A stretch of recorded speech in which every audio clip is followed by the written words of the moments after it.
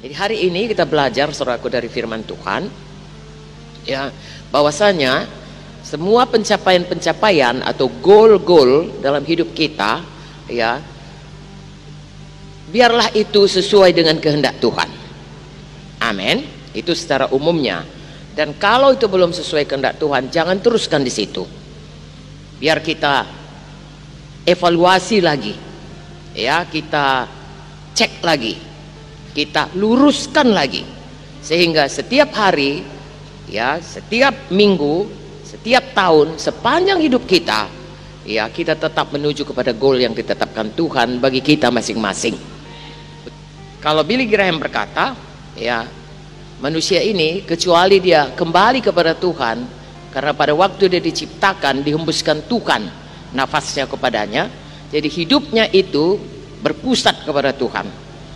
Kalau bukan ke situ goalnya, apapun yang dicapainya tetap ada kekosongan.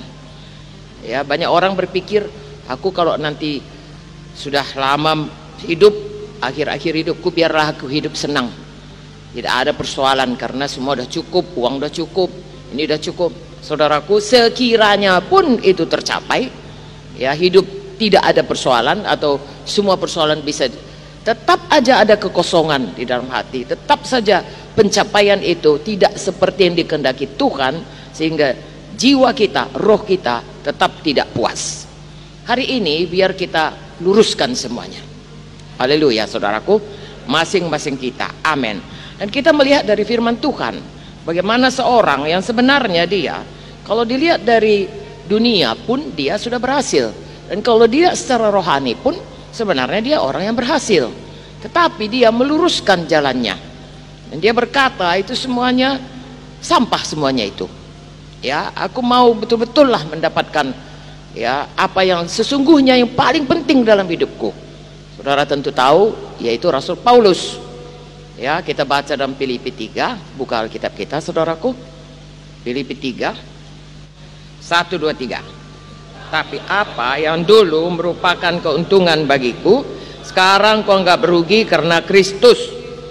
Malahan segala sesuatu ku anggap rugi karena pengenalan akan Kristus Yesus Tuhanku, lebih mulia daripada semuanya.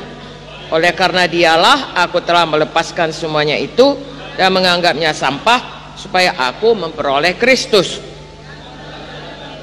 bukan dengan kebenaranku sendiri karena mentaati hukum Taurat, melainkan dengan kebenaran karena kepercayaan kepada Kristus, yaitu kebenaran yang Allah anugerahkan berdasarkan kepercayaan.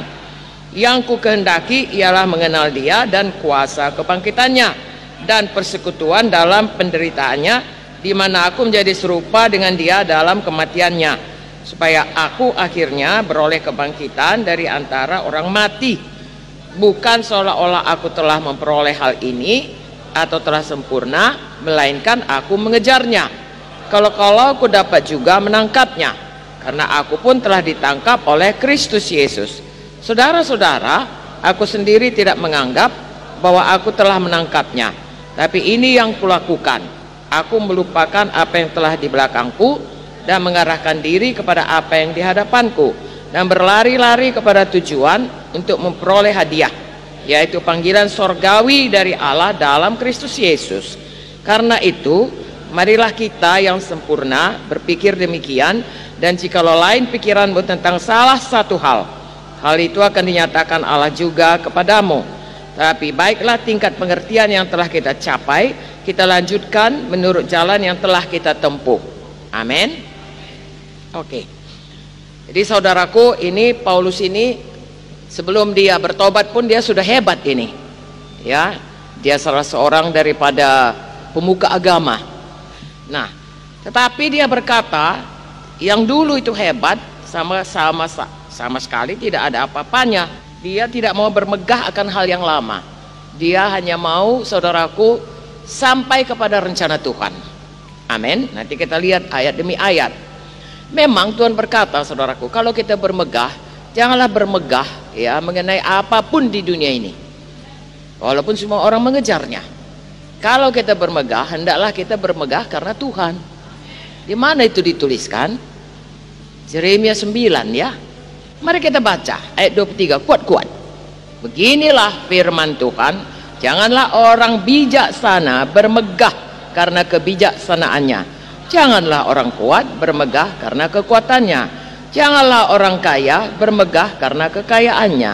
Tapi siapa yang mau bermegah, baiklah bermegah karena yang berikut, bahwa ia memahami dan mengenal aku, bahwa akulah Tuhan yang menunjukkan kasih setia, keadilan dan kebenaran di bumi. Sungguh semuanya itu kusukai. Demikianlah firman Tuhan. Amin. Ini sejalan dengan yang kita baca tadi. Amin. Ya, bukan salah saudaraku punya banyak medali karena misalnya juara olimpiade, bukan salah kaya. Amin saudaraku. Bukan salah banyak titel, pintar. Tapi yang dikatakan janganlah ya bermegah karena itu, tapi bermegahlah karena mengenal Tuhan. Jadi kalau mau bermegah, bermegahlah karena Tuhan. Haleluya. Jadi kalau punya goal, punyailah goal karena mengenal Tuhan. Ya, punyailah goal apapun goalnya karena kita lebih mengenal Tuhan. Haleluya. Dengan kata lain, lebih dekat sama Tuhan, lebih intim. Haleluya. Oke, jadi saudaraku, ya kalau Galatia 2:20 itu ada nyanyinya. Adapun hidupku ini bukannya aku lagi, melainkan Kristus dalamku, dan sekarang yang kuhidupi sekarang ini adalah hidup demi iman akan Tuhan Yesus yang sudah mati ya bagi kita dan menyerahkan nyawanya bagi kita, yang mengasihi kita. Amin. Lagi-lagi saudaraku, hidup kita ini satu goalnya, Tuhan Yesus. Haleluya. Jadi kalau ada yang menarik-narik saudaraku, balik lagi lah. Siapa goal kita? Tuhan Yesus. Kenal Yesus lebih dalam. Amin.